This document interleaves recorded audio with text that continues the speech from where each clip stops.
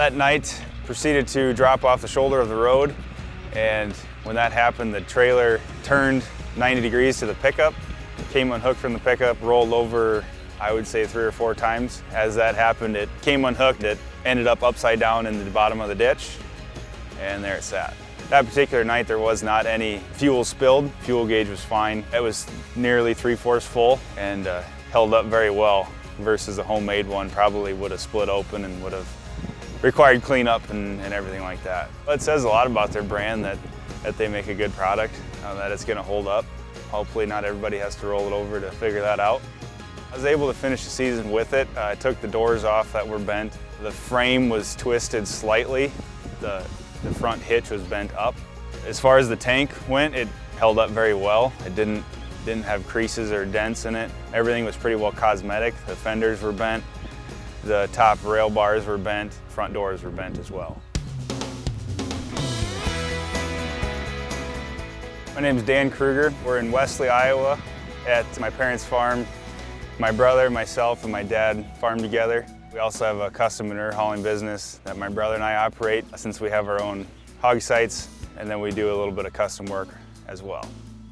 I guess I've known about Thunder Creek for a while. I hadn't really done a lot of research prior to last summer because we didn't have a huge need for it.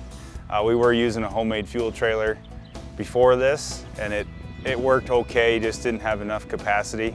I was looking for a 1,000-gallon machine versus 500. So we purchased it mainly for manure hauling because we were traveling to different sites, needed something that was reliable. We do use it here on the farm as well, just because there's different fields you can run to quickly. You know, it pumps fast, you're not down very long to fuel up. The other reason was DEF. Talked to a friend of mine that had one, a Thunder Creek, and he recommended, you know, something to keep your DEF system clean. And until last year, we didn't have a tractor with DEF on it. Now we have a combine and a tractor that both have DEF requirements. We're like, well, it's time to get one that's going to cover everything because that's the way machinery's going. Greg from KDK Sales was able to help me out and get parts that I needed to repair the trailer. He actually delivered them up to me. A friend of mine from Spencer actually traded this trailer in to Greg, and then I purchased it from him. Overall, I'm glad I'm able to still use it and didn't have to go search for a new trailer.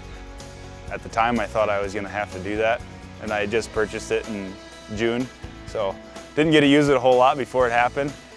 As you can see, it's still working great and does what it needs to do.